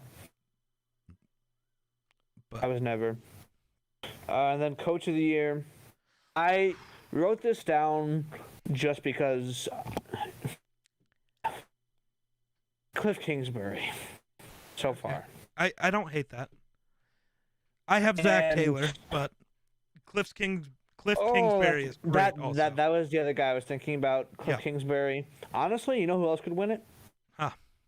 Sean McVay. Oh, he could. Yeah. I just don't know if he will. Because I feel like if Matthew Stafford wins MVP. I was just thinking about this while we were talking. Who won it last year? Was it Bruce Stefanski. Arians last year? Oh, Stefanski. Right, yep. Is that... Because I think that coach of the year is going to go to a guy who coaches a team that wasn't great, now is great. Right. And the Rams were a divisional round team last year. Right. So. And my biggest thing is if missed the playoffs last year, and Cliff Kingsbury's got them. If Stafford's a top 2 MVP candidate, I think he ends up getting, like, based on the media and based on the voters, Stafford will get more credit for this team than Sean McVay did. Right, and the problem is that Cliff Kingsbury's quarterback might be the guy beating Matt Stafford out for the MVP. Right. So. And I think... I personally don't attribute the Cardinals' success to Cliff Kingsbury. I don't either, because Vance Joseph came in and they also still played great. Vance Joseph came in, and that was the thing. I talked about this on Twitter. I was like, I'm really glad that, like, Cliff Kingsbury was out 1 week, wasn't he? Yeah. And I talked about this on Twitter. I said, I'm really, really glad that the Cardinals had success with Kyler and everybody, but Cliff Kingsbury being out and them having that success just hurts his Coach of the Year narrative. Oh, it really does. Like, I see... Because they played great without Cliff Kingsbury. They didn't miss a beat. So I feel so bad for Vance Joseph. Mm-hmm. Because he only got to be the Broncos coach for a year before they shipped him out for Vic Fangio. I like Vance Joseph quite a bit. Oh yeah, he's not a bad coach. The Broncos didn't give him a choice. Like, here, you have Trevor Siemian and your defense, we don't have any weapons yet back there. You're welcome. Yeah. You're welcome. Von Miller's going to be out for the year. You couldn't name another player on that defense currently. You're welcome. Oh, you sucked? Shocker, we're firing you. Like, that was so stupid. Bad. Are there any other awards we're forgetting about? I don't think there are, but I was gonna make up my own with most improved player. Oh, most improved. I know that's not like an actual NFL award, but it's like an NBA thing. I was gonna say Kyler. Fair. Most improved. But if you don't have a guy off the top of your head for that, that's cool. Ooh, okay. But that was just one of the things that I thought about. Think real quick. Honestly, another option. Michael Pittman. Yeah. I was just about to say. Yeah. Michael Pittman. He's balling out now that he has a real quarterback. He doesn't have Phillip Rivers. And I loved Phillip Rivers, but he was done last year. The same way Big Ben and Drew Brees are done. I think the thing is with Big Ben and Drew Brees is they didn't go to another team before they retired. Right. Big Ben's probably going to retire a Steeler. Probably. Well, he 100% is after this year. And no, the Broncos Rivers, are I think stupid. They might retired. Big Ben? Yeah. I was just going to say there's a small chance that he tries to be a starting quarterback somewhere else and the Steelers move off of him. I don't think he should. I think he should retire in the black and gold and be done. That defense gives him way too much credit. Yeah. Even his weapons, man. Like, half of his passing yards are from... Chase Claypool and Deontay Johnson in the open field are just menaces. Well, and then... when they catch a pass and they the run after catch just makes him look so much better than he is. Yeah. Those two and then the screens to Najee Harris. They're making Ben look so good when he's not. Deontay Johnson is so shifty. Yeah. You watch him play, and I like Deontay Johnson a lot. To me, he's like the third hardest guy to tackle in the shifty world behind Lamar and Kadarius Toney. Kadarius Toney's insane. So electric. He's so electric. I wish he was on. Oh, if he did not have Daniel Jones, I wish. Yeah, the Giants need a quarterback. I wish he would have fallen to Green Bay. That would have been so cool. Green Bay had taken him. What the hell do the Giants do at quarterback? The Giants do a quarterback. That's a good question. This year's draft sucks. Do you keep Daniel Jones another year?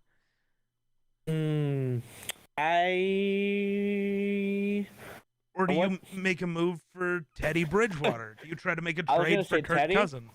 Or Drew Lock? Hear me out. Marcus Mariota. Or hear me out. Case Keenum. Even better. Daniel Jones. He's not the guy. No. Honestly, dude, I wouldn't hate Matt Corral. Going there. No, but you'd be picking him in the top 10. I don't think Matt Corral. There's not a top 10 quarterback in this draft. Matt Corral will be the first quarterback to go. I agree. Or maybe Desmond Ritter, whatever. Cincinnati makes the playoff. Yeah. Which but at this point, based off. Yeah, those rankings pissed me the fuck off. So upset about that. So upset about the rankings. Oh my god! How is Oregon perfect? Oregon, that legitimately made me want to throw my phone. Okay, I'm still pissed. How is Alabama 2? I'm sorry. What happened? Alabama should be 3 or 4. They lost to Texas A&M, bro. Alabama shouldn't be ranked, or not shouldn't be ranked. They shouldn't be a top 4 team. I'm sorry. I get it. I just know Georgia's they will won. be. I Georgia's just know won. they will be. I know, but my thing is, in the past, losing was the biggest, like the worst thing that could happen to a college football team. Now it doesn't matter. If it were up to me, Okay. in no particular order, but we know where Georgia is, but Yeah. in no particular order, Georgia, Cincinnati, Ohio State, then maybe Bama. Ooh, Only see, because I know Bama's going to be in. Only because I know Bama's going to get in. so I'm saying know for a fuck the fact what Bama's gonna what be I in the know. playoffs. I refuse to go with. I know they'll be in. I refuse to say that. If it were up to me, preference, I'd put Oklahoma at Thank you. 4. so if it were up to me, I would have Georgia, Michigan State, because they are also undefeated. I forgot about Michigan State. Um, Put Michigan State at 4 over Oklahoma there. Yeah. There okay. you go. That So makes sense. Georgia, Michigan State, Cincinnati, Oklahoma is what the playoffs should be. Kind of forget Oklahoma hasn't lost yet. Yeah, Oklahoma's undefeated, and since they benched Spencer Rattler, they've looked amazing. Williams is fire. I like him a lot. Oh my god, the one play that apparently was illegal, but no one knew how to call it was great. The running back's starting to get pushed back, Oh, so yeah. Caleb rips the ball away. Saw that. I'm like, you can do that? Like, Right, dude. Nobody knew. The announcers, the refs, everybody's just like, that doesn't feel legal. It probably is. Because like the refs in the moment were just like, how did he even get the ball? Right. Like the refs like can't see everything, so like everyone except like the one like sideline ref saw like just all of a sudden just saw Caleb Williams with the ball. Like, where did he get it? It was I don't know. I think the problem with putting Cincinnati in the playoff is any team with them in the top 4 will smoke them. Right. Georgia would eat Cincinnati alive. And probably even Michigan State and Bama would beat them. Oklahoma would beat them. Yeah, but and Cincinnati also isn't a rating friendly no. team. So My biggest thing is that's why Bama will get in, is because they want money. I know, and Bama I gets hate them it. But also, ratings. that's why I think Oklahoma still makes it in anyways, because they make you money. Right, because Oklahoma's a big name school and everything. I mean, it's Alabama, Oklahoma, and Ohio State are probably the 4 biggest ratings draws in college football currently.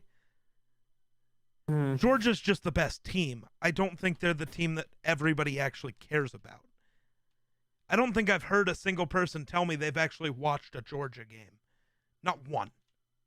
Oklahoma's fan base, Georgia's fan base is kind of wacky. Right. Like I don't know many Georgia fans. I don't either. So, like, there's a ton of Texas fans. Because of where I live, I see a bunch of Nebraska fans, but I don't think that's a real thing. But Have you been to a Wyoming football game? yeah, I've been to a couple. I went to the first home game of the season, and on Saturday it's the border war game. So Colorado Nebraska, versus Wyoming. Oh, No, Colorado, Wyoming. in Laramie, and I'm gonna be there, and it's gonna be fucking electric. Watch the TikTok. I'll post some video. My next question was going to be, did you see a Wyoming game when Josh Allen was there? I did not. That would be fun to watch. Oh, that would have been awesome. Wyoming's current quarterback, I there's not a lot to say about Wyoming because they're always going to be a terrible college football team. I was going to say, like they're a bottom tier D1 school, really. Have they won many games this year? Let's check. Did they win the game that you went to? Yes, barely, but yes, it was tough. It was tough. I think Colorado is probably going to manhandle them. So they played Montana State to open the year. That's who you saw them play? Yeah. And they won 19-16. And it was like a game-winning drive at the end. Like, it was fun to watch, but oh my God, it was bad. Yeah. But Sean Chambers, their quarterback, is maybe the worst quarterback I've ever seen. It's bad. No, like the dude, when he drops back, you know how quarterbacks, stay on their toes and try to, bounce around and be shifty?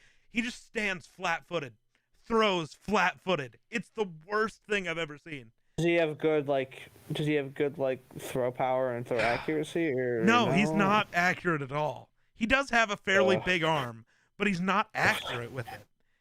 That's why I think Colorado will probably smoke you guys. I do love that Carson Strong, their quarterback, is projected to be like the second. People are saying that he might be the second quarterback taken after Matt Corral. Even it's possible. People are high on Carson Strong. And I actually can't remember if it's Colorado or Colorado State. I'll tell you in just a second. I can never remember. They're the same school in my brain.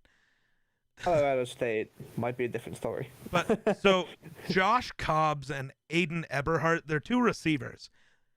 Aidan Eberhard is a white dude who wears number 19, and then Josh Cobbs wears 18 and looks exactly the same as Justin Jefferson. The entire time I was at that game, I was calling them Thielen and Jefferson. It was great. They're just building a college version of the Minnesota Vikings. Pretty much. Shitty quarterback, and it's Colorado State. Watch them lose on a game-winning field goal this week. Oh my God! So they won their first game against Montana State. They won their second game against Northern Illinois 50-43. Then These are the most random schools I've ever. Then they beat Ball State 45-12. Oh my Lord. Then they beat Connecticut 24-22. And then they lost to Air Force, lost to Fresno State, lost to New Mexico. So they were 4-0 and now they're 4-3. Biggest frauds in college football. Or no, they're 4-4 actually. I totally missed the San Jose State game. I didn't see it right there. So they're 4-4. They went 4-0 and now they're 0-4.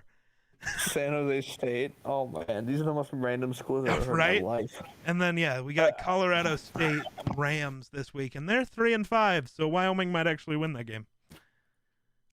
Let's go. Let's go. All I know is there is something about watching other teams have to go to Laramie. So you think people have issues with the altitude in Denver? Oh, I can't even imagine Wyoming. Yeah, Laramie's another 2,000 miles, or not 2,000 miles, 2,000 feet above sea level. It's almost another half mile above Denver. Dang. Like, teams get drained very fast. Mm-hmm. Yeah, it's nuts. If you walk around, like I walk around Laramie, and I'm from Wyoming, the altitude's pretty high here too, but even in Laramie, it's like you start climbing the bleachers, it's like, oh my fuck, is there any air here? Oxygen, please. Yeah, dude.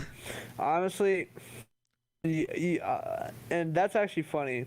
You were the first person I've ever met in my life who's lived in Wyoming at any point in their life. That's crazy. That's normally how that goes. Like, the joke is Wyoming doesn't exist because you literally never meet anyone from Wyoming. But yep. Yeah. There you go. I do live here. It is a real place. I don't recommend ever coming here though. Yellowstone's kind of cool. Yellowstone's pretty cool, but we have to put Yellowstone in Wyoming. That's the complete opposite end of the state. Why would you do this? Where I'm at. Why would you do this? Well, technically, we put Wyoming in Yellowstone because it's like, you know what? Yeah. Here you go, Yellowstone. You can have Wyoming. Yeah. A state that nobody cares about. Wyoming had to have something, you know? Right. Like, I think our biggest city. Yellowstone. What is biggest city? I don't even know. I think it's Casper. It's the capital of Wyoming. Cheyenne. Oh, no. Cheyenne is now the largest city, and it has 65,132 people. Dude. Casper has 59,000, Gillette 33, Laramie 31. I live in a city that holds 8 to 9 million people. Yeah, so the total population of Wyoming is 578,759. Right, literally, and the city that I live in currently. We are the least populated state, but we are the 10th largest state by area. That's my point. Fair, nobody fucking wants to be here. To be fair, take Chicago out of Illinois, and there's nothing here. That's true. So. True. Well, it's just like Colorado. Take Denver out of there. And... want to find the funniest way possible for me to go to a Bears game and just clown them the whole time. Oh, you should have went to the Bears-Packers game. I was home, like I was back in New York. Oh, that's I definitely tough. would have been there because we were on fall break for college, and I went home to New York, and then I'm like, oh, the Packers are playing the Bears this week, and of course it's in Chicago. But if I'd gone to the Packers and Bears game, I might have gotten myself killed because I would have been so annoying. Oh, you would have heard Aaron Rodgers say he owns you, so you would have been saying that to everyone as you were walking around. I own you. I own you. Yeah, dude. It's that's my favorite I thing gotta this go to season so far. I want to go to a Bears game that they're going to lose, and I want to just sit there in a Packers jersey with just the biggest smile on my face the whole game. That's the goal. What is the Bears' schedule looking like? Which game? I'm trying to look at their home games that I know for a fact they're gonna lose, so I can sit there and just clown their fans the whole time. They got the Ravens at home. They got the Cardinals at home. I got options. They got the Vikings at home, obviously. I could even do that because then I win either way. I can make fun of the Bears or I can make fun of the Vikings. Right. So I'm just here to make fun of everybody. I'm just here to. I mean, honestly, yeah. But yeah, make sure you clown Kirk Cousins as much as possible. Fuck that guy. Dude, I swear to God, if I ever see that dude, I'm kicking him in the dick. Like, I don't care. Hey, Kirk, how you doing? Fucking wham! God. Dude, I don't know how a team that goes to the NFC Championship game gets Kirk Cousins, which is an upgrade over Case Keenum, let's be honest, and is literally half as good. Nothing changed except Kirk Cousins. Like, fucking good God. To be fair, I said at the time, let's just sign Teddy and Case Keenum for half the price of Kirk Cousins, and we win. Because then you have all offseason to figure out who's better, Teddy or Case. Cool, whichever one it is, cool. They can be just as good as they were last year. It's not that goddamn hard. So stupid. So stupid. Oh, Washington pass rusher Montez Sweat has a non-displaced jaw fracture. No physical contact for a month. Well, he has to alter his diet. Yep. The NFL sucks. Dude, he fractured his jaw. Don't be such a pussy. Do you remember Anquan Bolden shattered his jaw, had the metal plates, had it sewed shut? You don't even need your mouth to play football. I don't know what you're talking about. Like, no, I'm just saying Anquan Bolden had all the screws and the plates and stuff in his jaw, had it, like, screwed shut. Like, he couldn't open his mouth and played football. Montez Sweat, it's not even displaced. It's just fractured. You're fine. It doesn't require surgery. Get out there. Don't be a pussy about it. Oh, dude. The NFL these days. Oh, my God. The injuries are ridiculous. I hate it so much. We're making the game safer, but somehow everybody's always hurt anyways. I miss the days when, like, Aaron Rodgers would get hurt, but nobody else would. Oof. Hey, you haven't played the Vikings yet. Anthony Barr might do it to him again. Anthony Barr just might be like, give me that collarbone. Dude, Anthony Barr loves to snatch Aaron Rodgers' collarbone. Dude. He takes it every time. I just love how that's literally the only injury Aaron Rodgers has ever sat out of a game for, is a collarbone injury. And every time it's fucking Anthony Barr.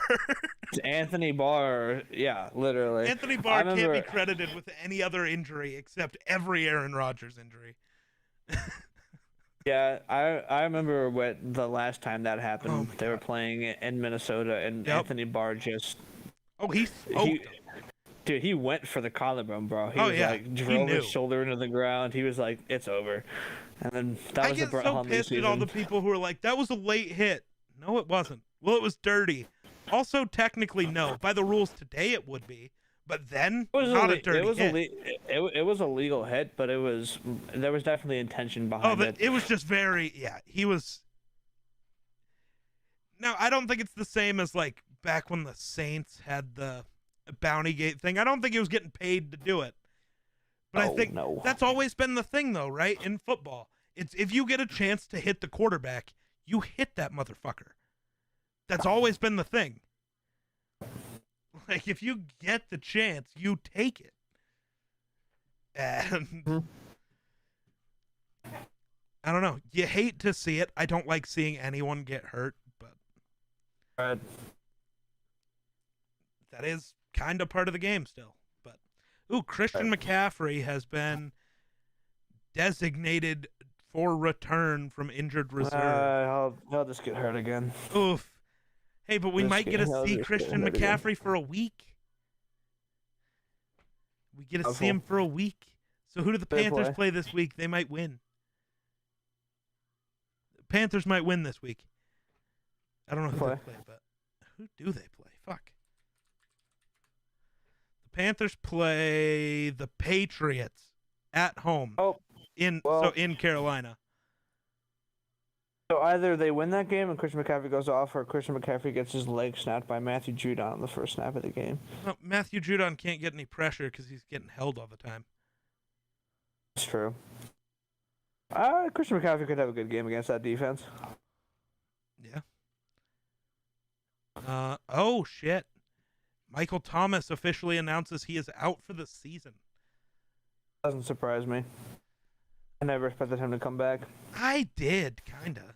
You know, honestly, though, I wonder if it's because he's not going to be ready, or Jameis just isn't going to be back and he refuses to play with Simeon. My favorite video was the locker room after the Saints won. Jameis dancing on his crutches. Yep, that was great. The guy doesn't care. He doesn't care. No, he's great. He's great. He's not that great at quarterback, but he's great to watch. He's great at doing literally everything else. Oh, so here's what Ian Rappaport tweeted out. He said, "Players of the week, AFC, Mike fucking White is just that's the tweet." And then Did you see that? He got his jersey and the game ball put into the Hall of Fame. Did he really? Yeah, because of like him breaking that record for like throwing for that many yards in his debut. So he's in the Hall of Fame now. He doesn't even have to start another game. That's insane. Oh my god. Can't take him out. Can't take him out now. Too late. Broncos placed tight end Noah Fant on the COVID-19 list. Jesus. Oh boy, everyone's getting the COVID because no one's vaccinated in the NFL. Right. I love how Aaron Rodgers lied about being vaccinated. That's the funniest part. See, so he told them he was immunized.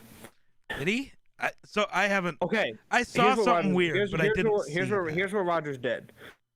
He got special treatment that wasn't the vaccine to increase his antibodies and to increase his resistance to COVID.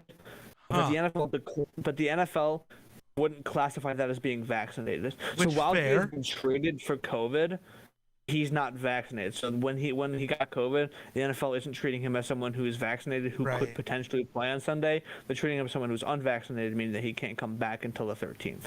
Oh, he did tell reporters in August he'd been immunized, which is just a fucking lie. He didn't say vaccinated. That's true. Because he received other treatment. Right. He didn't say he was vaccinated, but still. All right, well, that's about all I got. Yeah, that's all you got and all the time you have. Yep. Thank you again for having me on. This one was fun. This one was great. This was a good one. This was a good one. Less angry with each other, more with each other. Almost on the same page this time. Let's just wait till the Tyreek Hill debate. No, you'll be on my side after that one, I promise. I guess we'll see. I guarantee it. I stand by it. All right. I guarantee it. I stand by it. All right. Well, thank you again, Thanks again, man. for being Thanks on. Again. Of course. But, of course. I think that'll do it for me. So thanks for watching. We'll catch you in the next one. Peace.